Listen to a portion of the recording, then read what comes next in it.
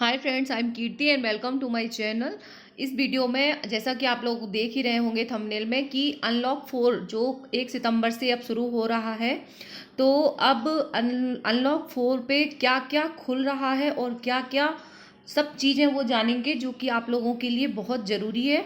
तो क्या क्या इम्पोर्टेंट पॉइंट्स गाइडलाइंस जारी की गई हैं। 7 सितंबर से मेट्रो चलेगी और दिल्ली जैसे शहरों में मेट्रो ट्रेनें चलेंगी और इसके लिए शहरी विकास मंत्रालय एसओपी जारी करेगा। और 21 सितंबर से क्या होगा, गैदरिंग्स या जमावड़े मतलब धार्मिक, सांस्कृतिक और अकादमिक, खेल, मनोरंजन और राजनीतिक सभी तरीके के आयोजन हो सकेंगे 21 सितंबर से। तो अब ये भी चीज़ें हो सकेंगी, आप कोई भी कार्यक्रम कर सकते हैं। उसके लिए 100 से ज़्यादा लोग इकट्ठा नहीं हो पाएंगे, ये लिमिट रखी गई है। और mask, social distancing, thermal screening ये ज़रूरी होगी। तो बहुत ही इम्पॉर्टेंट है ये, आप लोगों के लिए ध्यान रखना। यदि आप लोग कुछ कार्यक्रम करना चाहते हैं या कोई गैदरिंग करना चाहते हैं तो ये ध्यान आपको रखना होगा। और स्कूल कॉलेज के लिए नई गाइडलाइंस जारी की गई है कि 50% टीचिंग और नॉन टीचिंग स्टाफ बुलाया जाएगा। और 21 सितंबर से 9वीं से 10वीं के बच्चे टीचर से गाइडेंस लेने स्कूल जा सकेंगे। वो अपनी इच्छा से, पेरेंट्स की लिखित मंजूरी जरूरी है उसके लिए, और अपने इच्छा से 9th से 12th के बच्चे, इससे छोटे बच्चों के लिए स्कूल नहीं खुलेंगे। उसके बाद पीएचडी और पीजी स्टूडेंट्स लैब के इस्तेमाल के लिए भी कॉलेज जा सकेंगे। और लॉकडाउन जो था कहाँ कहाँ रहेगा, सब जगह अनलॉक है, लेकिन लॉकडाउन भी कहाँ पे रहेगा, सिर्फ कंटेनमेंट जोन में लॉकडाउन जारी रहेगा, जहाँ जो कंटेनमेंट जोन है कोरोना की वजह से। और राज्य सरकारें कंटेनमेंट जोन से बाहर केंद्र के सलाह लिए बिना लॉकडाउन नहीं लगा सकेंगी। अब मतलब जहाँ कंटेनमेंट जोन है वहाँ तो लॉकडाउन रहेगा और कहीं पे लॉकडाउन नहीं लगा सकेगी जब तक केंद्र की सलाह नहीं मिल जाती। जो बंद था वह बंद है और 30 सितंबर तक बंद ही रहेगा। इसका मतलब है इंटरनेशनल फ्लाइट्स, नेशनल फ्लाइट्स चलेंगी जो वंदे भारत अभियान चल रहा है उसके तहत, लेकिन इंटरनेशनल फ्लाइट्स बंद रहेंगी। कब तक? 30 सितंबर तक। उसके बाद फिर से गाइडलाइन जारी की जाएगी। सिनेमा हॉल, मल्टीप्लेक्स ये सब बंद रहेंगे। एंटरटेनमेंट पार्क, स्विमिंग पूल अभी सब कुछ बंद रहेंगे। स्कूल खोले गए हैं सिर्फ 9th से 12th के बच्चों के लिए, वो भी पेरेंट्स की लिखित मंजूरी से। और 100 लोगों के लिए इकट्ठा होकर कार्यक्रम करने की इजाज़त मिल गई है। अब कोई भी धार्मिक कार्यक्रम भी किया जा सकेगा।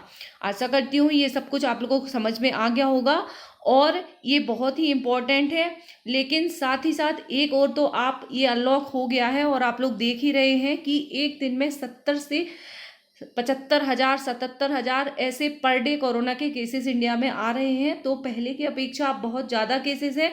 अब उनमें कहाँ तक सच्चाई है, कहाँ तक नहीं है, क्योंकि कुछ लोग ये गलत अफवाहें भी उड़ रही हैं कि कोरोना की ये सिर्फ फ्रॉड चल रहा है और डॉक्टर्स और नगर निगम और इन सब लोगों का मिली भगत है और इन लोगों का एक गठजोड़ है।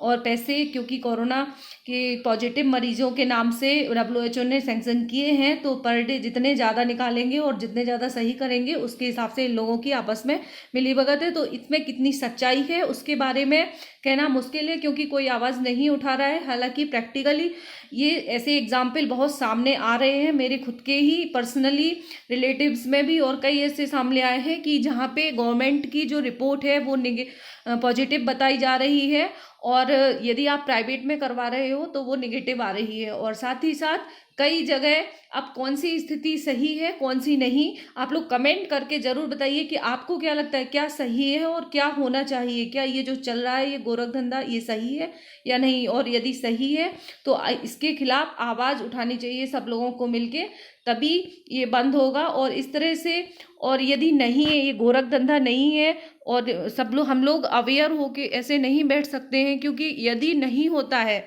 किसी को कोरोना नहीं है, तो वो हम यही मानेंगे कि ये लोग तो नेगेटिव निकाल रहे हैं, सबको पॉजिटिव निकाल रहे हैं और नहीं है। बट ऐसा नहीं है।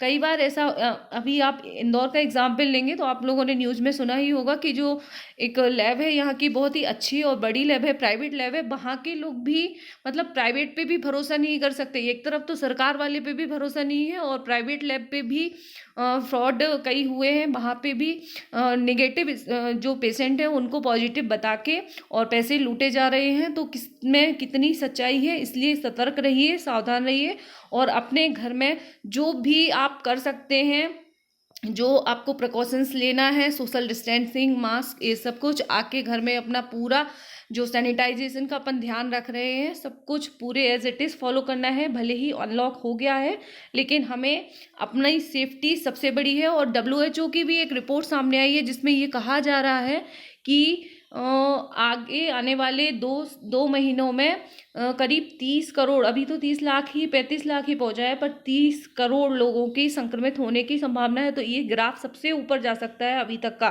तो उसमें उसको भी ध्यान रखना है। इसलिए काम तो सब करना है, बट सावधानी और सतर्कता से। Thank you very much for watching. Video को ज़्यादा से ज़्यादा शेयर कीजिए ताकि सभी को इसकी जानकारी मिल सके।